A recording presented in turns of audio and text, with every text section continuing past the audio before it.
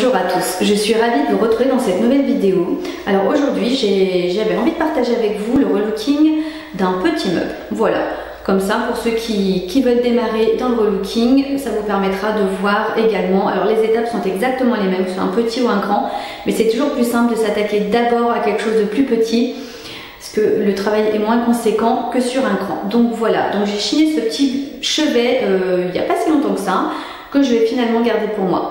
Oui, ça m'arrive assez souvent.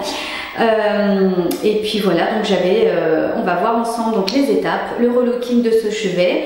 Voilà, bah écoutez, n'hésitez pas à me mettre un petit pouce en l'air, de vous abonner à la chaîne, ça me ferait vraiment très plaisir. Un petit commentaire aussi, franchement j'adore ça et j'adore vous répondre. On partage également la vidéo qui peut certainement plaire également à bon nombre. Bah écoutez, sans plus tarder, on s'attaque à la vidéo et au relooking du chevet. Alors, je vous présente le petit meuble en question. Donc le petit chevet, comme je vous expliquais, le dessus est en marbre. Donc la structure est toute en bois. Petite particularité, ici, il y avait une petite porte qui n'était pas super, donc je l'ai retirée volontairement. Ce qui fait que ça me fait deux petites niches, mais bon, pour moi, il n'y a pas de souci. Alors, ce que j'ai fait, je voulais vous montrer quelque chose. Si jamais sur un relooking de meubles, vous avez des petits trous à boucher, par exemple, vous voulez changer des poignées sur un tiroir ou une porte ou quoi que ce soit, vous utilisez une pâte à bois. C'est super pratique. Vous la trouvez en différentes contenances, contenants. Là, moi, je l'ai en tube, en pot. Vous pouvez l'avoir en voilà, n'importe, c'est pas le problème. Et en plus, ça c'est prêt à l'emploi, donc c'est nickel. Vous en mettez un petit peu sur un couteau et vous bouchez proprement votre trou. Donc moi c'est ce que j'ai fait aux endroits où il y avait les trous pour les fixations de la porte. Je l'ai fait ici et dessous. Ce qui fait qu'une fois que ça sèche très rapidement, vous n'avez plus qu'à poncer et c'est lisse et c'est parfait. Comme ça vous permet de ne pas avoir des trous visibles qui ne vous servent à rien. Alors première chose, ensuite donc là le tiroir. Il faut également vous faciliter la vie, c'est-à-dire voilà, les poignées de porte, les poignées de tiroir ou des fixations quelconques, quand vous pouvez les retirer, vous retirez tout, ce qui fait qu'après au niveau de la peinture, ça vous facilite la vie, c'est beaucoup plus simple, vous n'avez pas besoin de scotcher partout. Donc tout ce qui peut être enlevé, vous l'enlevez. Donc là en l'occurrence, j'avais déjà enlevé donc, la poignée du tiroir. Donc le tiroir, je vais le mettre de côté. Alors, première étape, de toute façon, très importante, le nettoyage. En plus, celui-ci est complètement dégoûtant. Il y a même les toiles d'araignée qui vont avec, c'est magnifique. Alors, moi je prends une petite chiffonnette que je vais imbiber d'eau, voilà, et un peu de produit, en l'occurrence du vinaigre blanc, ça va très bien aussi. Et puis ben c'est parti, on décrasse.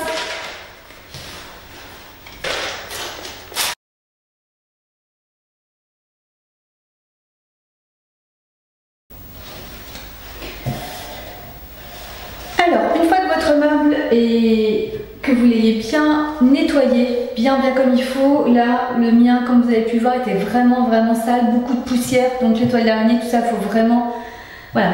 On n'est pas là pour le laver au Karcher, on est bien d'accord, on n'est pas là pour détremper votre meuble, mais bien le laver. Ensuite, vous attendez bien sûr que le bois sèche. Ensuite, l'étape suivante, le ponçage. Alors moi là, en l'occurrence, il va être peint totalement, donc il n'y a pas besoin d'enlever le vernis complètement. Par contre, on va le poncer quand même bien griffer le meuble pour que votre peinture accroche dessus. Alors, moi là, j'ai choisi... Alors, vous coupez vos grandes feuilles de papier. Moi, je coupe des petits carrés et je les plie en 3. Voilà, ce qui fait que vous avez 3 surfaces pour poncer. Et là, en l'occurrence, moi, c'est du 80. Voilà. Et vous y allez.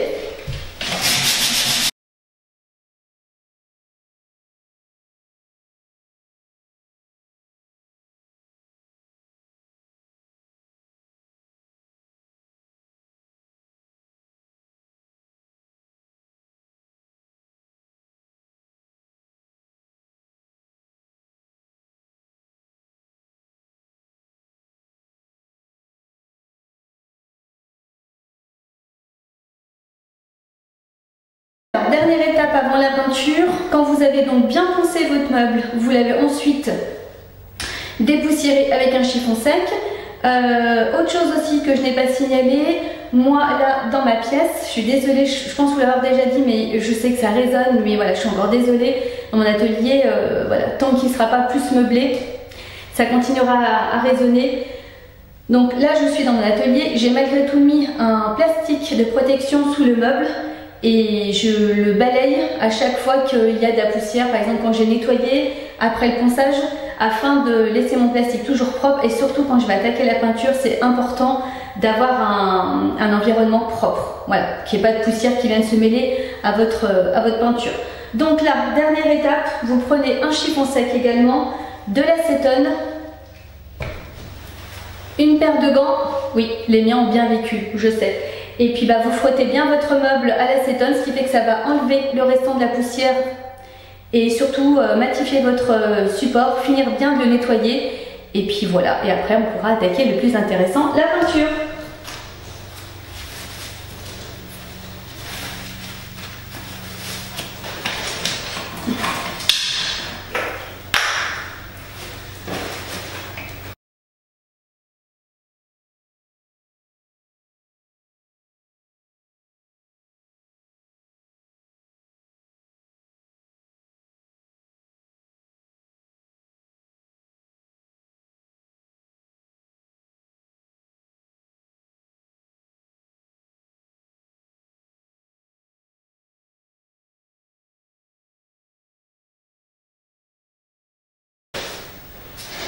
Alors, dernière étape pour terminer, et la plus intéressante, on est bien d'accord, c'est la peinture.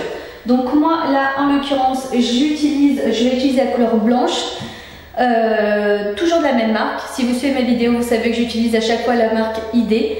C'est une peinture spécialement conçue pour le relooking du meuble, qui adhère très très bien, qui fonctionne parfaitement pour ce genre de travail. Et ben c'est parti.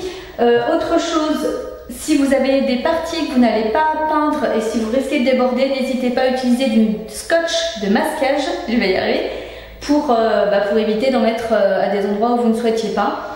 Voilà, et puis c'est parti. Donc moi comme d'habitude, un petit rouleau mousse et puis un pinceau, et puis voilà, on y va.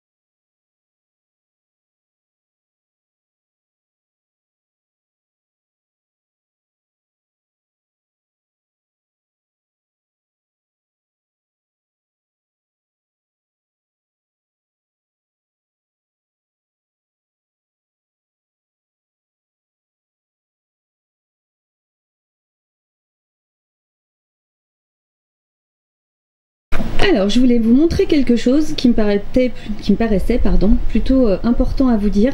Donc là, comme vous pouvez le voir, il est exactement pareil que voilà. Donc là c'est la première couche qui a été terminée, et moi ce que je fais en tous les cas avant d'attaquer la deuxième couche pour vérifier que la peinture a bien tenu, je fais tout simplement ça, c'est à dire qu'avec mon ongle je gratte, et là vous pouvez voir le désastre, la peinture n'a pas tenu. Voilà, tout ça pour vous dire que même chez les professionnels tout arrive. C'est pas une fin en soi, c'est juste que c'est, pour être honnête avec vous, ça dégoûte un petit peu. Voilà, je pense qu'il faisait relativement chaud dans la pièce quand j'ai filmé, et la peinture n'a pas tenu quoi. Voilà, donc le résultat est là.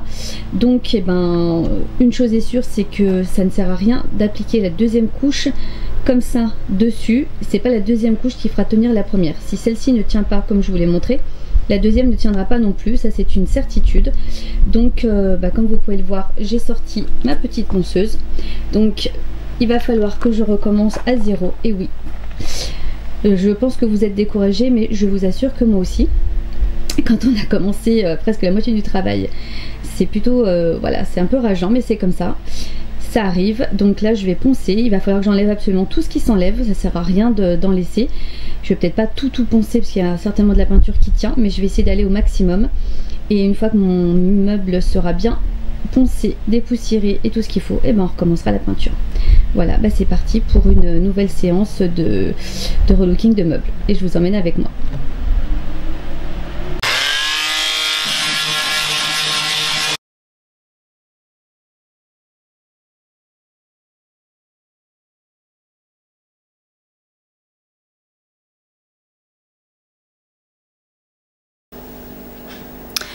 Alors je voulais donner suite à mes petites péripéties parce que je pense que ce relooking aura été criblé de péripéties.